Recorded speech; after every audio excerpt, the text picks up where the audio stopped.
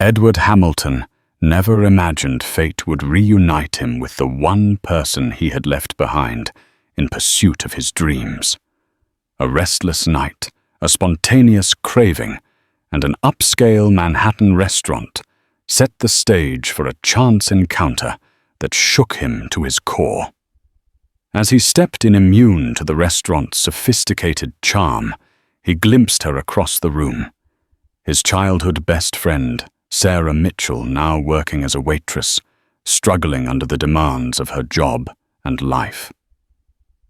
In that electrifying moment, both their worlds came crashing together, igniting a chain of events neither could have predicted. Edward Hamilton had always been the dreamer in the small town of Amberfield, Pennsylvania. As a boy, he spent his evenings perched on a rickety fence in his grandparents' backyard, gazing at the stars and imagining a destiny that extended far beyond that quiet, unassuming community. It was there at the age of 10 that he first made a promise to himself. He would one day be rich and influential enough to change the world. His closest ally in those days was Sarah Mitchell. While Edward possessed the audacity to dream, Sarah exhibited a warmth and kindness that grounded him. They formed an odd pair, he the restless visionary, and she the gentle spirit content with the simplest joys of life. Whether they were reading under the old oak tree behind the library or skipping rocks by the creek, Edward could rely on her steady presence to calm his racing aspirations. She in turn found excitement in his vibrant imagination. Yet life would prove to be complicated. When Edward was 13, his father, James Hamilton, lost his steady factory job, plunging the family into financial strain. As tension mounted in the Hamilton household, Edward watched helplessly. He witnessed his parents scrimp and sacrifice just to keep the heat on during winter. Deeply affected, he vowed to never allow financial hardship to dictate his future. Around this time, a serendipitous meeting with Jonathan Alvarez, a financial consultant visiting the town, sparked Edward's curiosity about finance and the stock market. Jonathan was a real wizard with numbers and had worked for a short stint at J.P. Morgan Chase, at one point meeting Jamie Dimon himself. Though it was just a fleeting conversation, it lit a fire in Edward. He started devouring books about investing, wealth building, and business strategy, determined to safeguard himself and those he loved from the vulnerability he was now witnessing. Sarah was never far from his thoughts. When Edward shared his lofty ambitions with her ideas of building a vast empire, partnering with influential leaders, and perhaps one day meeting legends like Warren Buffett, she would listen intently. Yet Sarah also cautioned him, "Money can open doors, but it can also shut off your heart if you're not careful." Those words stayed with him, forming a moral compass he carried into adulthood. Still, her gentle counsel didn't quell his feverish ambition. If anything, it intensified his desire. He wanted it all: wealth, power, and stability. But he was oblivious to the fact that the pursuit of these things might come at a cost. Their paths diverged after high school graduation.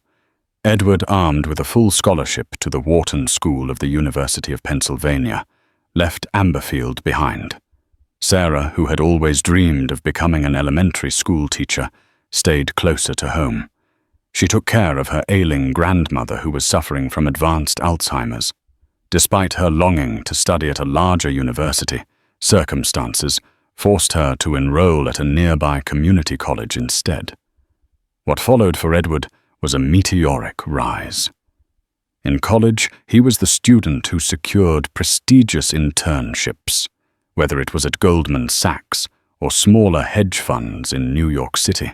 With a keen intellect and an unyielding work ethic, he navigated those competitive environments, effortlessly impressing mentors and forming alliances along the way.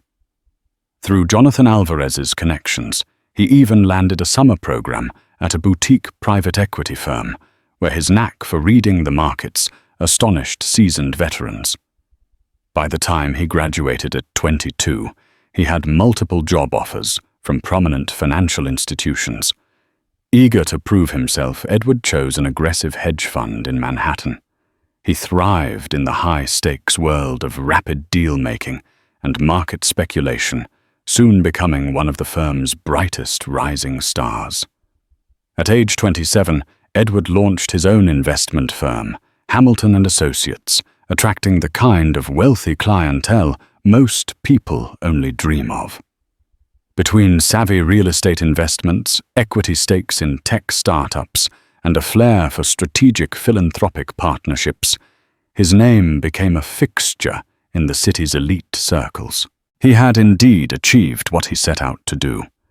He was no longer the anxious teenager fretting about overdue bills. And yet something was missing. He indulged in Manhattan's opulent nightlife, but found little satisfaction in its fleeting thrills. His relationships tended to be transactional. Long gone were the days of honest, heartfelt conversations, like the ones he used to have with Sarah under that old oak tree. He told himself that success necessitated sacrifice. And in all honesty, years had passed since he truly thought about Sarah. Once in a while, a memory would resurface, the echo of her laughter or the gentle reassurance of her presence.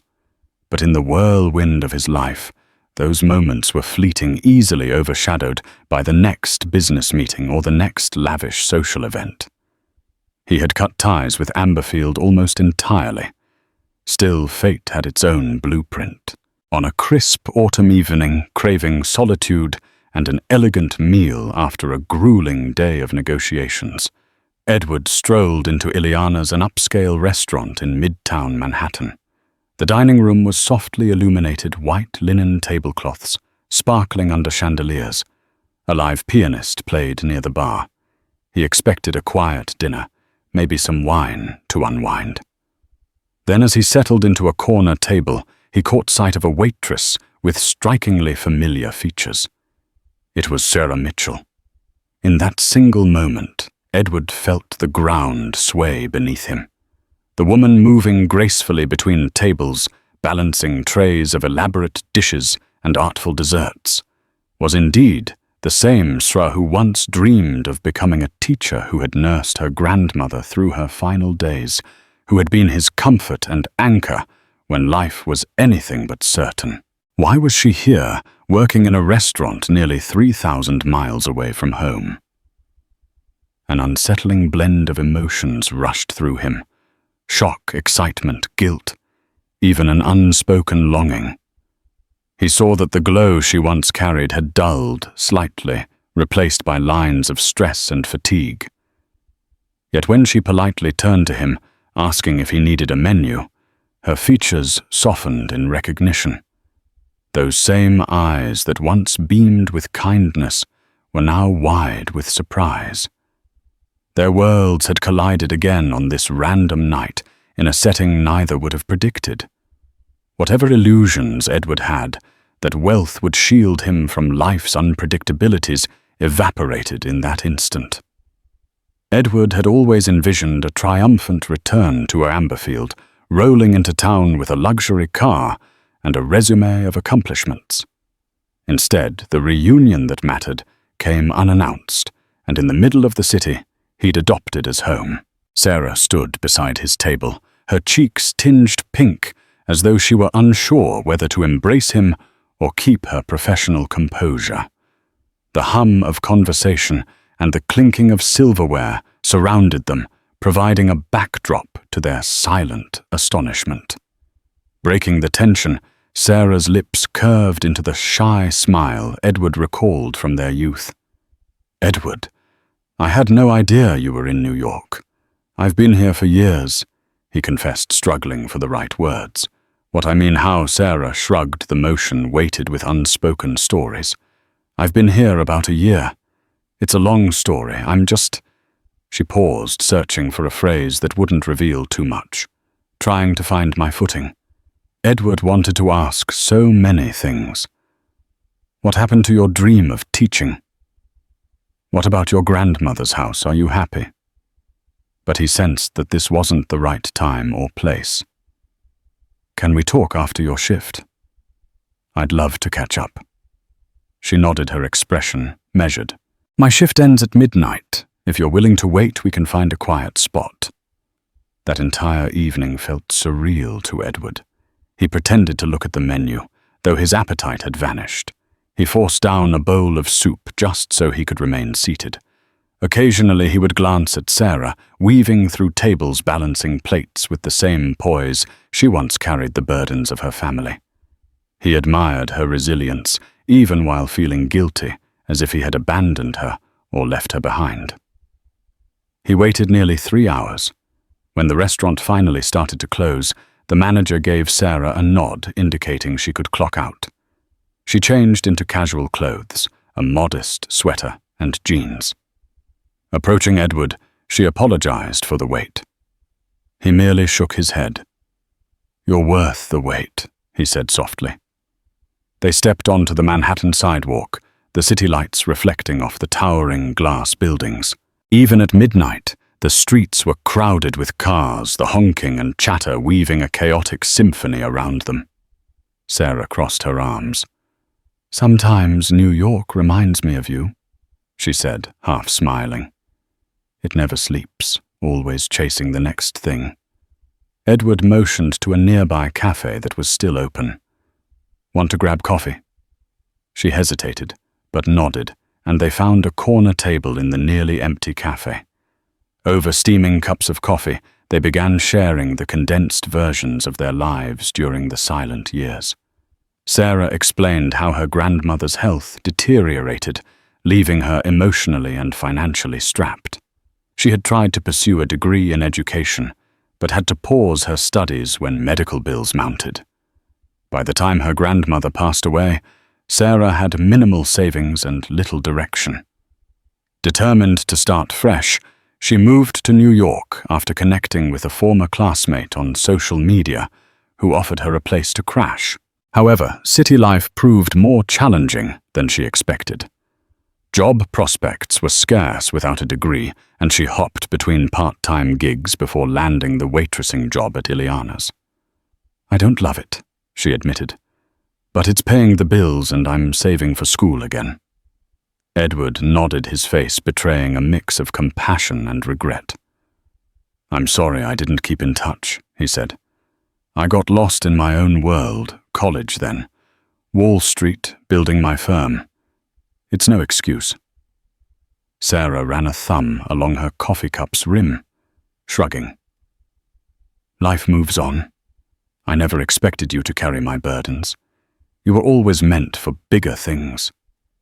He wanted to tell her that his success felt incomplete, that for all his accomplishments, he still yearned for something real, like the unwavering friendship they once had. But he hesitated, uncertain how much to reveal. Instead, he offered a faint smile. Well, I'm here now. Let me help, if you'll let me. A flicker of apprehension clouded her eyes.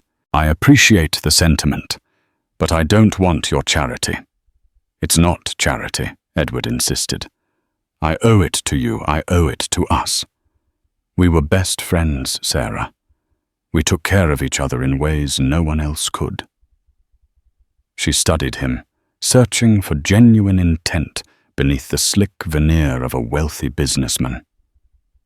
After a moment, her shoulders relaxed. Perhaps she recalled the boy he once was, the one who spent his afternoons skipping rocks by the creek, the one who always made sure she walked home safely. She granted him a small nod. Maybe we can start with some actual friendship. I could use a friend right now. And so they talked until nearly dawn, digging up old memories, reacquainting themselves with both the nostalgia and the changes time had imposed. By the time they parted ways, neither felt entirely satisfied. There were still far too many questions. But a subtle hope sparkled in both their eyes. Something had shifted.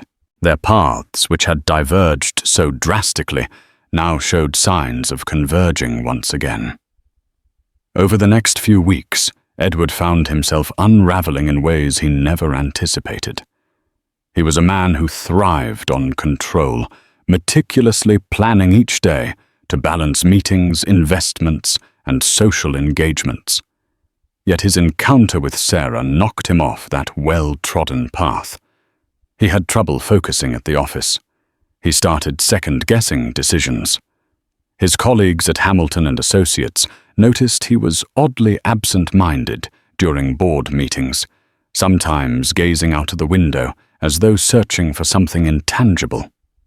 Even Edward's longtime assistant, Diana Lee, who had known him since his earliest days on Wall Street, became concerned. One afternoon, she approached him with a thick folder. "Here's the final draft on the real estate acquisition," she said, placing it on his desk. "You didn't review it yesterday." He mumbled an apology, flipping through the pages without his usual precision. His mind was elsewhere, on Sarah's smile, or the memory of the childlike joy she displayed when sprinkling confetti on him at their high school graduation. She had always been the embodiment of acceptance, never judging him for his lofty dreams, never resenting him for his ambition. "Edward, are you okay?" Diana pressed gently. He paused, closing the folder. "Yes," he said, though his voice lacked conviction. "Just a lot on my mind." Her concern didn't wane, but she nodded and left him alone. That evening, Edward texted Sarah asking if they could meet for dinner. She hesitated, citing her schedule, but eventually agreed. They settled on a modest diner near her apartment in Queens. Compared to the sparkling ambiance of Ileana's, this place had flickering fluorescent lights and chipped laminate tables, but it was comfortable and unpretentious qualities that reminded Edward of their hometown. They found a booth, and Sarah ordered a cheeseburger, while Edward settled for a BLT and fries. Their conversation was halting at first, each uncertain how much ground to cover. Edward, who was accustomed to the directness and transactional nature of his business life, struggled to articulate the confusion swirling in his head. "I've been thinking about you, about Amberfield, about everything." Sarah sipped her soda. "It's strange how time works. We're in our 30s now, living in the same city, and yet we're almost strangers." He nodded, the reality hitting him. "I don't want us to be strangers. I wish I hadn't lost touch." She looked away, stirring her soda absently. "It's not that simple. Our lives took different routes. You had huge goals. I stayed behind to care for my grandmother. There's no blame to assign. Things just happened." He recalled the countless nights he spent poring over spreadsheets or negotiating deals across continents, telling himself he was building a future he could be proud of. But had he truly enjoyed the journey, or did he simply chase the next milestone? "I want to help you," Edward said, a firmness in his voice now. "If it's school you want, I can make it happen. Or, if you need better job opportunities, I have connections." Sarah's expression flickered between gratitude and wariness. "I'm not ungrateful, but I need to do this for myself. My dignity is on the line." He understood. The dynamic felt tricky. He didn't want to swoop in like a savior undermining her agency. At the same time, the desire to improve her situation consumed him. Over the next few days, they continued to meet in cafes, in parks, sometimes at Ileana's after her shift. Gradually, Sarah let him see beyond her composed exterior the frustrations of living paycheck to paycheck, the disappointment she felt in herself for never completing her degree, and the isolation of navigating a city so large without family. In turn, Edward opened up about the emptiness gnawing at him even as he closed million-dollar deals. He spoke about the superficiality of his social life, how people courted him for his connections and money, and how rare genuine friendship had become. He confessed that the morning after they first met at Ileana's, he scrolled through old photos of them from high school, letting wave after wave of bittersweet memories wash over him. They grew closer, forging a bond that echoed their childhood, but was deepened by the experiences and scars they now carried. Edward found himself turning down social invitations, choosing nights spent with Sarah, cooking dinner at her small apartment, or wandering Central Park. These quieter moments offered a peace he hadn't felt in years. Yet beneath the budding warmth, both sensed an undercurrent of tension. Their worlds were still leagues apart. While Edward could talk about his next big investment and philanthropic aspirations, Sarah struggled with balancing her rent. Sometimes their reality clashed in subtle ways.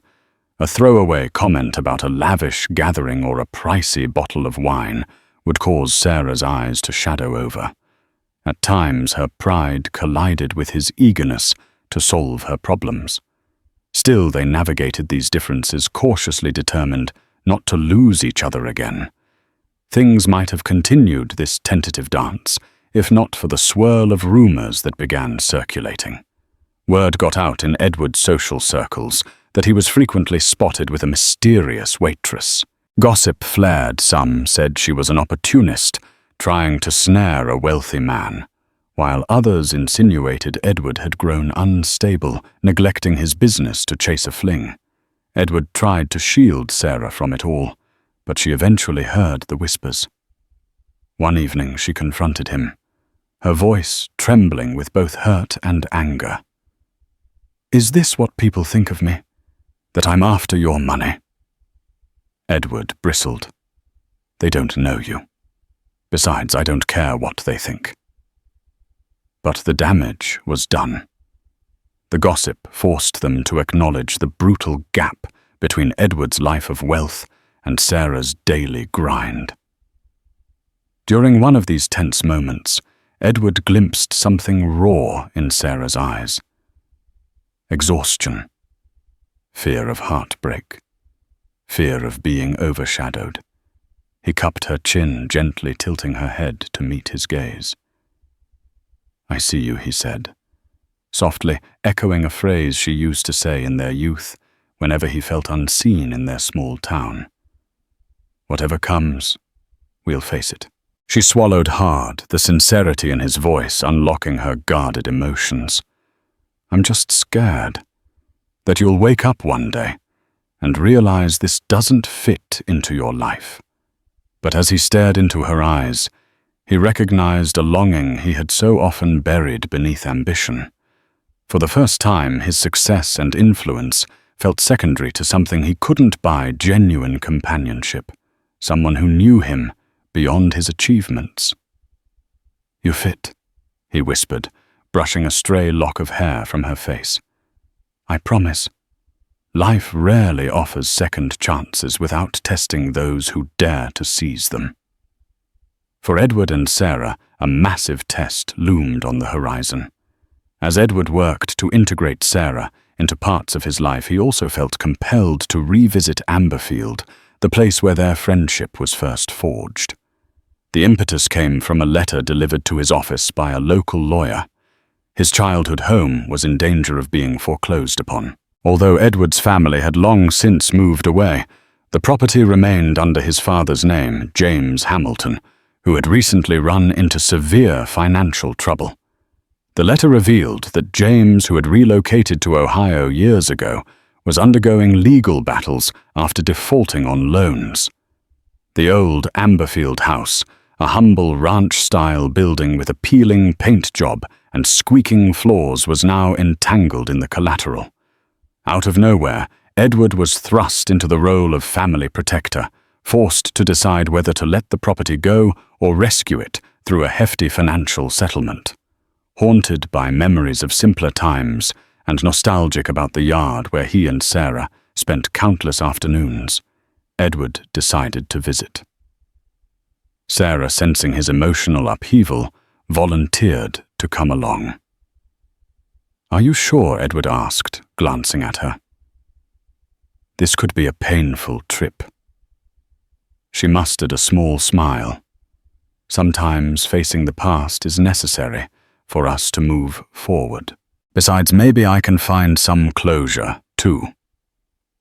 A week later, they found themselves driving down a country road leading into Amberfield. The quaint storefronts, the solitary traffic lights, the old movie theatre that still showed second-run films, all of it seemed frozen in time. Edward parked near a diner where they used to enjoy ice cream floats after school. As soon as he stepped out, the crisp country air enveloped him, triggering a rush of memories. He shot Sarah a side glance. She was taking it all in her face, calm, yet reflective. First on their itinerary was a meeting with Ms. Carla Townsend, the local lawyer who had reached out. She explained how James Hamilton had used the Amberfield house as collateral years ago when starting a small construction business in Ohio. The venture tanked, leaving James in massive debt. The bank was preparing to seize the property unless Edward could pay nearly $100,000 to settle the outstanding balance and legal fees. Edward sighed. The sum itself was not astronomical to him. He had spent that much on a custom watch once. But it represented much more than money. It was an emotional debt, a tangible link to a past he had willfully neglected. Sarah squeezed his hand in silent support. After the meeting, they made their way to the old house. Weeds choked the front yard. The gutters sagged and chipped paint exposed rotted wood.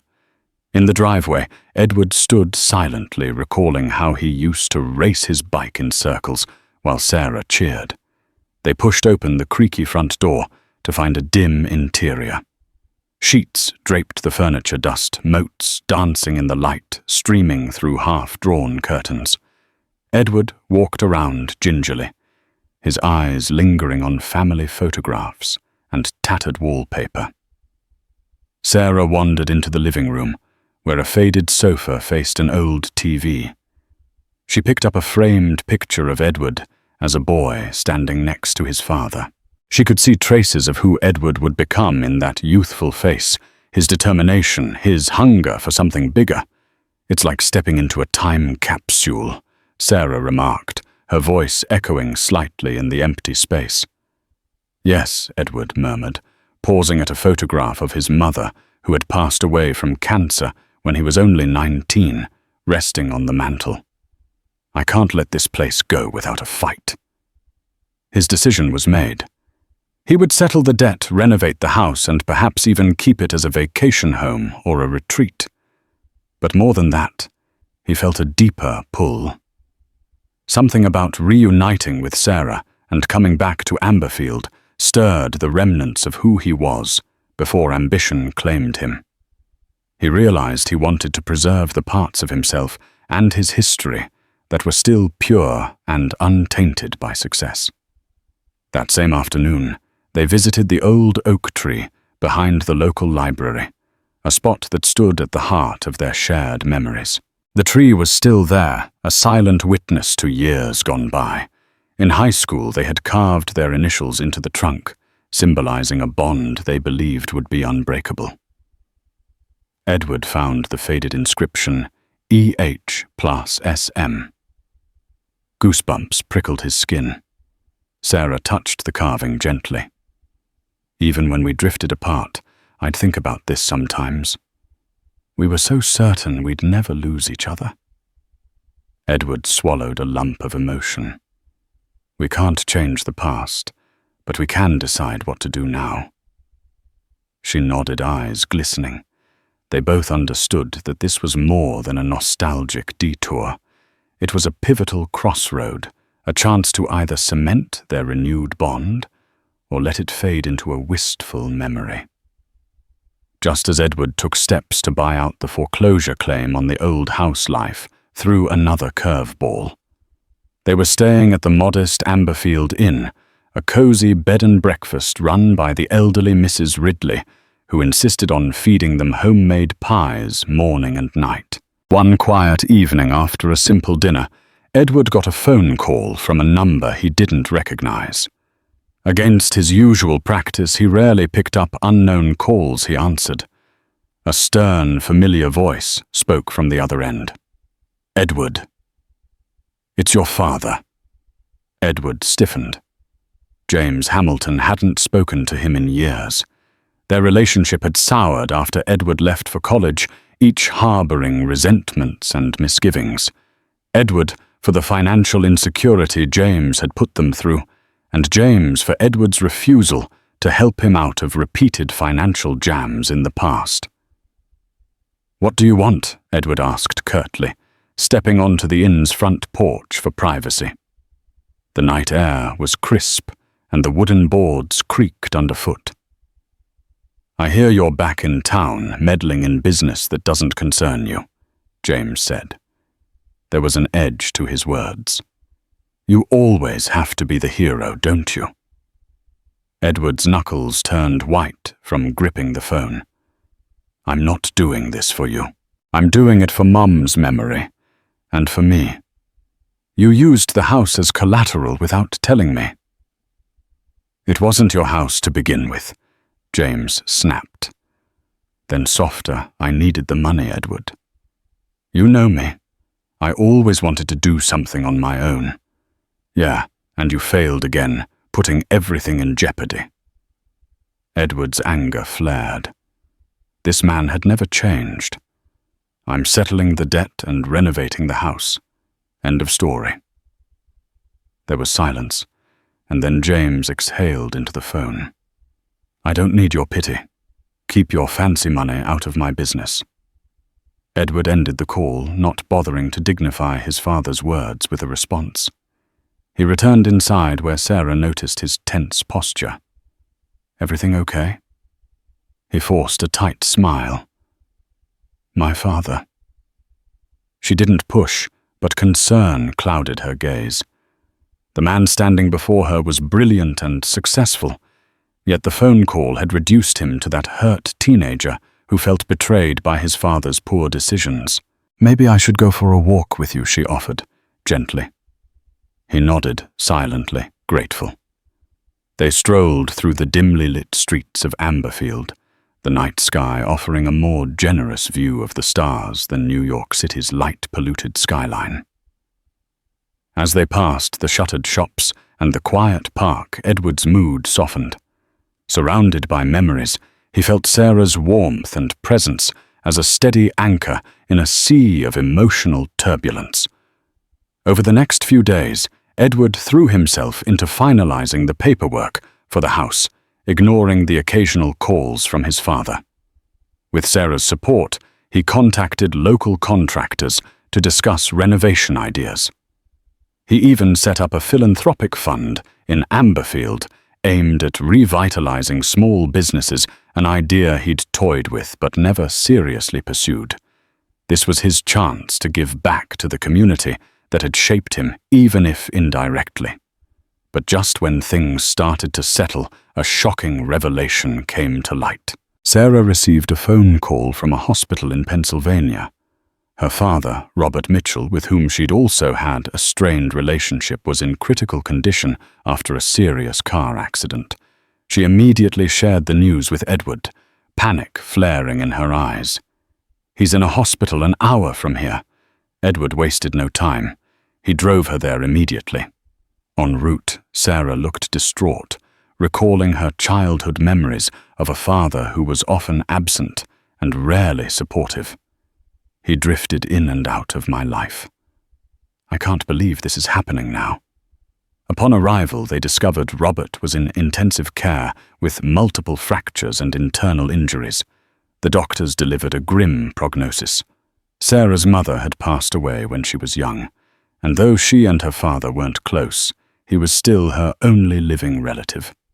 Standing by his bed, watching the machines beep steadily, she felt both heartbreak and confusion. Edward placed a comforting hand on her shoulder. In the corner of the hospital room, a weary nurse approached Sarah, whispering that Robert had left some documents with the staff requesting they be given to her if anything ever happened. The nurse handed Sarah a small folder. Inside were letters, some bills, and a single typed page that changed everything. Confession letter. It revealed that Robert had taken out loans in Sarah's name years ago to cover gambling debts, loans she never knew existed. Though dormant for a time, they had racked up interest. The letter apologized for the burden, acknowledging he'd hidden this from her because he was ashamed. He also mentioned that he always felt unworthy as a father and had planned to move to a different state to start fresh. Sarah's hand trembled as she read. Edward cursed under his breath. This revelation meant that not only would Sarah be responsible for a sizable debt, but her credit might be permanently tarnished. "I can't believe this," Sarah said, tears welling up. "He never told me. All those times I was scraping by, thinking I had a chance to get back on my feet. Now I learn I've been unknowingly shackled by his mistakes." Edward's immediate instinct was to fix it. "I'll pay it off," he blurted. "Don't even worry. I'll have my lawyers handle it." But his words, though well-intentioned, sliced at Sarah's pride. She pulled away, conflict etched across her face. "I need to think," she whispered, stepping into the hallway to gather her thoughts. In the corridor, the sterile smell of disinfectant made her stomach churn. She looked out a window at the hospital parking lot. Edward joined her quietly, respecting her space. "I'm sorry," he finally said. "This is all so sudden." Sarah wiped at her tears, turning to him. "I appreciate that you're willing to help, but it feels like my life is spiraling out of control. My father might die. I have these debts I never knew existed. I'm trying to rebuild my life. And now there's another blow." Edward nodded, feeling her turmoil. "You don't have to face it alone."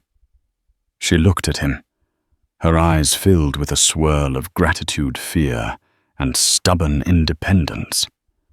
"I know, but if I just let you sweep in and fix everything with your money, what does that make me? I need to stand on my own. You of all people should understand that." He did understand, having built his entire persona around self-reliance. Yet it pained him to see the woman he cared for drowning in difficulties he could easily resolve. He placed a gentle hand on her shoulder. "Maybe there's a middle ground," he offered. "I'll help you legally at least. Make sure the debt is handled properly so you're not taken advantage of. This isn't about pity, Sarah. It's about making sure you get a fair chance." Slowly she nodded. They re-entered Robert's hospital room, forging a silent pact to handle whatever came next together, but on terms they could both respect. In the days that followed, life became a whirlwind of hospital visits and legal counsel. Sarah was simultaneously coping with her father's precarious health and the avalanche of financial obligations he'd saddled her with. Her father slipped in and out of consciousness, occasionally mumbling apologies that tore at her heart. She wasn't certain if he'd fully recover, or even if she wanted him to, given the web of betrayal she now faced. Edward hired an attorney friend, Rachel Myers, who specialized in debt resolution. A real ally, Rachel navigated the labyrinth of shady loan agreements identifying illegal interest rates that could be contested in court. Nevertheless, there would still be a portion of legitimate debt that Sarah was responsible for, a burden that would keep her tethered to monthly payments for years. "We can negotiate for a lower lump sum settlement," Rachel explained one afternoon while they huddled in a small hospital cafeteria. "You're looking at maybe $30,000. It's far from trivial, but given your father's original loans, it's a fraction of what the collectors could ask for." Sarah sighed, feeling overwhelmed yet slightly relieved. Her shift at Ileana's wouldn't even come close to covering such costs. and still she resisted letting Edward pay it off outright. "I'll figure it out," she insisted quietly, though she had no concrete plan. "I want to handle at least part of it myself." Edward reached across the table, gently placing his hand over hers. "We'll figure it out together," he corrected, soft resolve, anchoring his voice. "I can't stand by and watch you drown." She met his gaze, a flicker of vulnerability peeking through the fortress of her pride. "Thank you," she whispered, her throat tight. In that moment, the hospital bustle faded, and all she could see was Edward's compassion. Time passed in a series of tense, exhausting days. Robert stabilized, though he remained weak and bedridden. Occasionally he'd confess regrets to Sarah in broken sobs. She grappled with empathy for the man who gave her life and anger for the debts he'd hidden. Edward was an unyielding presence throughout, shuttling her to and from the hospital, cooking simple meals and urging her to take breaks whenever possible. Amid this turmoil, a new layer emerged between Edward and Sarah, feelings that neither could deny nor fully articulate. Quiet moments found them holding hands longer than usual. A shared glance sometimes conveyed more understanding than words could. One night, Sarah finally let the dam break. She and Edward were in the Amberfield Inn lounge, sipping tea by the flickering fireplace. The day had been brutal. Robert suffered a minor complication. Sarah spent hours going back and forth with doctors. Now exhaustion tugged at her every fiber. She glanced at Edward. His features softened in the warm glow. "I don't know what I'd do without you," she admitted, tears glistening. "Everything is chaos, but you're this steady force I never expected to find again." He set down his mug, gently tracing her hand with his fingertips. "You know, when I left Amberfield, I thought I'd find happiness in success. But now I realize I've been lonely. It's not just the business world or the city that tires me out. It's the absence of something real. Of someone real." She inhaled shakily. "I'm afraid to rely on you too much to become just another person in your life who leans on your wealth or your influence." His eyes bored into hers, sincerity emanating from them. "Sarah, I'd give it all up if it meant I could keep you. The money, the status, none of it compares to what we had and could have again." Moved by his words, Sarah closed the gap between them, resting her head against his shoulder. They stayed that way for a while, letting the crackling logs and the hum of the old inn envelop them. Quietly, Edward leaned down and brushed a gentle kiss across her forehead, tentative yet full of promise. The next morning, he proposed an idea. "Come back to New York with me. We'll handle your father's bills, we'll tackle the legal stuff, and you can enroll in a degree program. Let me help you find a better job. You don't have to be a waitress forever. You have so much more to offer." Sarah hesitated, heart pounding. She envisioned stepping back onto the crowded Manhattan streets, this time not as a struggling waitress, but as someone with renewed ambition and a partner who believed in her. "I want to complete my teaching degree," she said. That dream never died. He grinned. "Then let's make it happen." But before they could finalize plans, new drama emerged courtesy of Edward's father. James Hamilton arrived in town unannounced, setting the stage for a confrontational meeting at the old Hamilton house. They met on the overgrown lawn, tension simmering in the muggy air. James spotted Sarah standing beside Edward and scoffed.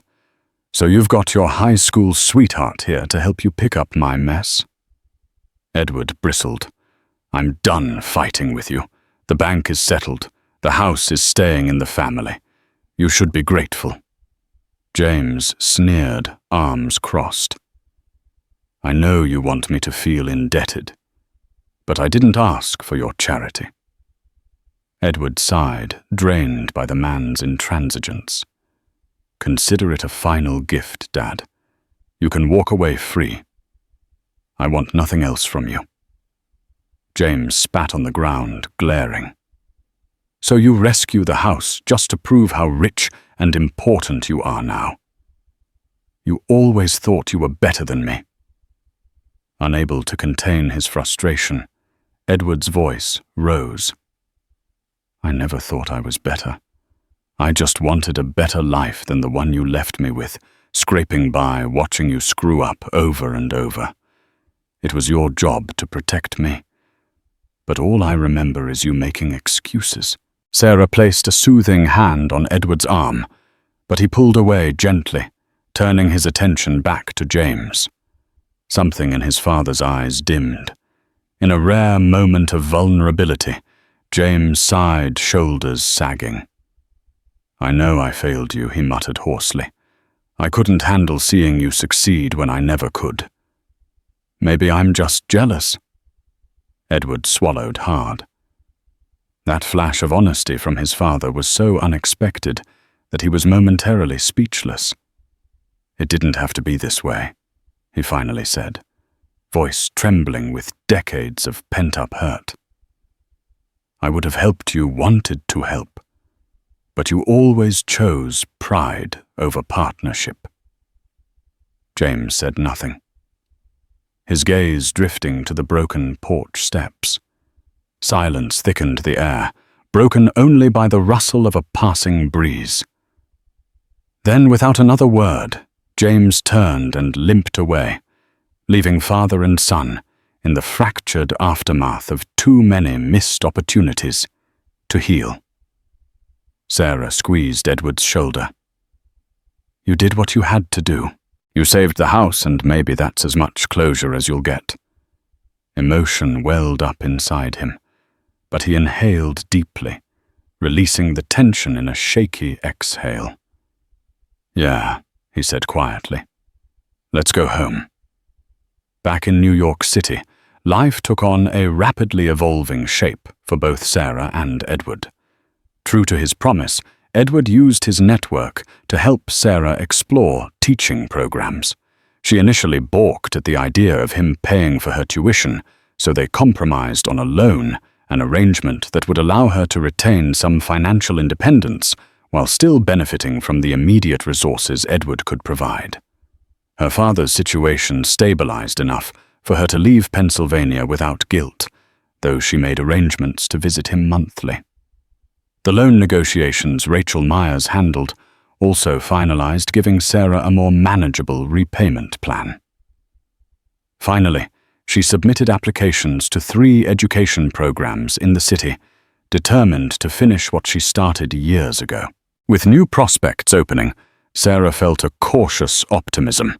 She handed in her 2-week notice at Ileana's, much to the disappointment of her manager, but the relief of her fellow servers.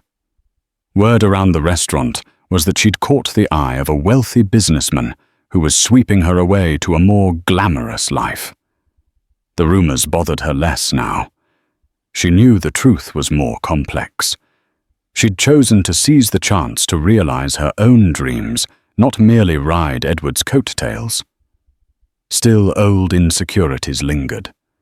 As Edward introduced her to his circle of friends, other hedge fund managers, philanthropists, and tech entrepreneurs, she often felt out of place. Chatting over canapés about market trends or discussing pricey vacations in Mustique had never been her world. Edward made a point of including her, gently guiding her through the complexities of these social events. She appreciated his effort, even if she wasn't sure she'd ever fully belong. One evening, they attended a fundraiser at the Metropolitan Museum of Art, hosted by a mutual acquaintance of Edward's, Alex R. Parker, a venture capitalist who claimed to have worked with Elon Musk on a minor project. The event was a lavish affair with guests dressed in designer gowns and tuxedos, sipping champagne under the sparkling lights in the Great Hall. Sarah wearing a borrowed evening dress from a local boutique, which Edward insisted on buying, but compromised by letting her pick a modest one, tried to blend in. Despite Edward's supportive presence, an undercurrent of unease gnawed at her. These were the circles he operated in, the circles that had shaped his lifestyle for years. Glancing around the room, she felt like a small-town imposter. The final blow to her shaky confidence came from an unexpected source, Christine Caldwell, an investor who'd once had an on-and-off fling with Edward. Christine, tall and impeccably styled, flashed Sarah a laser-like smile. "Sarah, is it? I heard you used to be a waitress." Her voice dripped with condescension. "It must be quite the adjustment, dear, stepping into these events." Sarah forced a polite smile, but anxiety gripped her. She sensed Christine's sly attempt to embarrass her. As if on cue, Edward approached with 2 glasses of champagne, smiling warmly. "Ah, Christine. I see you've met Sarah." Christine batted her eyelashes at Edward. "Yes, we were just chatting. I must say, Edward, well, it's always so sweet of you to mentor rising talents." An awkward silence followed. Edward's face hardened. Sarah is more than capable of navigating these circles. She's also continuing her education to become a teacher, which I find more admirable than most of our pursuits. A flicker of annoyance crossed Christine's face. She feigned an apologetic smile and drifted away, leaving an uncomfortable tension in her wake. Sarah looked at Edward, eyes brimming with vulnerability. "Thank you," she whispered. Thankful he'd stood up for her, but troubled by how easily she felt out of place. He leaned in, pressing a reassuring kiss to her temple. "Let's get some air." They slipped onto a small balcony overlooking Central Park, the city lights stretching in every direction. The distant bustle reminded Sarah how large and unpredictable life had become. Leaning on the railing, she exhaled slowly. "I don't belong here." Edward slid an arm around her waist. "You belong wherever you want to be. Don't let people like Christine decide your worth." She swallowed the lump in her throat. "It's not just Christine. It's the whole environment. The money, the power plays, the subtle digs at each other. I'm never going to feel at ease in this world." He considered her words, a look of understanding crossing his features. "Then we'll build a world that suits us both," he said quietly. "I'm not married to this scene, Sarah. Yes, I've done well here, but I've also grown tired of the superficiality. And besides, I'm exploring new paths, more philanthropic work, different investments. Life shouldn't be limited to black tie galas." He paused, brushing a strand of hair from her face. "You are the best thing that's happened to me in a long time. I won't let snobs or social pressure ruin that." She opened her mouth to respond, but tears of gratitude fell instead. He drew her close, letting her sob quietly into his shoulder. For the first time in years, she felt cherished and protected, not by money, but by genuine devotion. Even amid the glamour of that fundraiser, their embrace on the balcony was the moment that truly sparkled. Over the next month, Sarah settled into an apartment closer to Columbia University, where she'd been accepted into a part-time teaching certification program. Edward backed her every step, encouraging her to maintain her independence, while offering support whenever the burdens grew too heavy. With the money left from her waitressing job, plus a partial loan from Edward, she was able to cover tuition and living expenses. This arrangement left her with a sense of empowerment, like she was no longer merely a passenger in her own life. Edward, meanwhile, recalibrated his professional focus.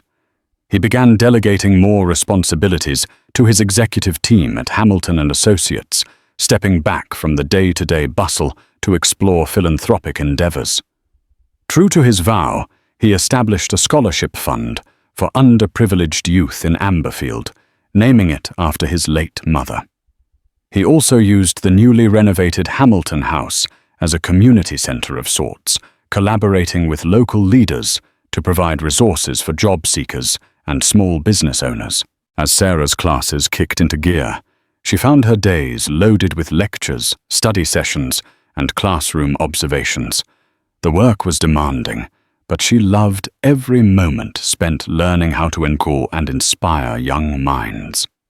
One sunny afternoon, she sat in a library cubicle poring over lesson plans when Edward texted asking if she could meet him at the Riverside Park near campus.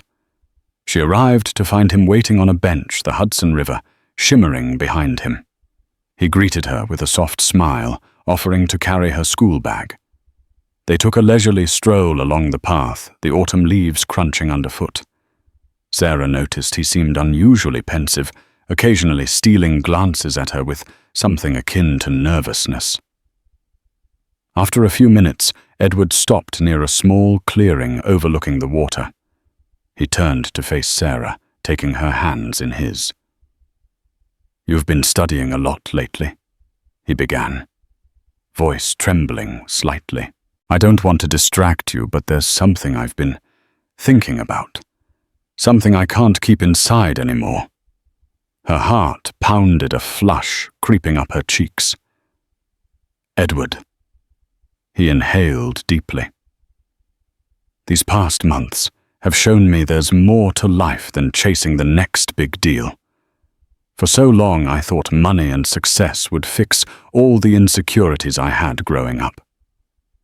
But what I really needed was a partner, someone who knows me, the real me, beyond the boardrooms and bank accounts." She opened her mouth to speak, but words caught in her throat. Edward released one of her hands and reached into his jacket pocket. Her eyes widened as he pulled out a small velvet box. Kneeling, he glanced up with a mixture of vulnerability and hope. "Sarah Mitchell, you've been my friend, my guiding light, and the reminder of who I am beyond what I've achieved. I don't want to wait another day to ask. Will you marry me?" Tears blurred her vision as a wave of disbelief and joy crashed over her. She was dimly aware of passers-by, stopping to watch, some smiling, some whispering excitedly. The ring Edward held was elegant, a single diamond set in a slender band, radiant yet not ostentatious, perfectly mirroring Sarah's humble beauty.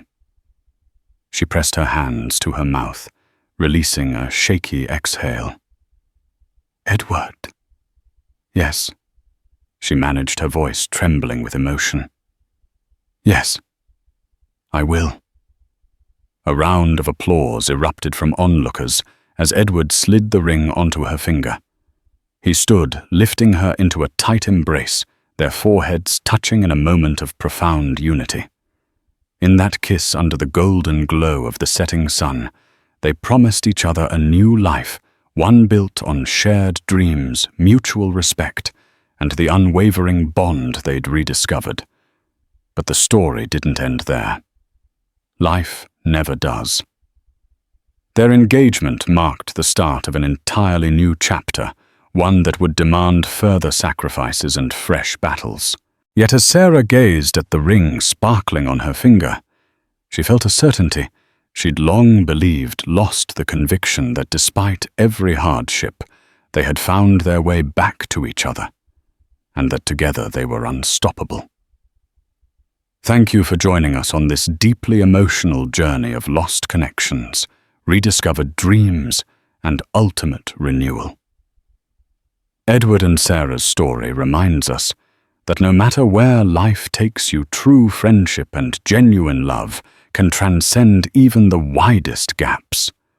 The childhood promise they forged beneath an old oak tree in Amberfield led them through personal trials, family heartbreak, and financial upheavals, only to unite them again stronger than ever. This epic tale is far from over, but it leaves us with an enduring lesson. Growth and success mean little without the warmth of real human connection. If this story touched your heart, please support our creative endeavors by hitting the like button, subscribing to our channel for more inspiring stories, and sharing with your community. Your engagement helps us continue to bring powerful narratives to life. Thank you for watching and being part of this uplifting journey.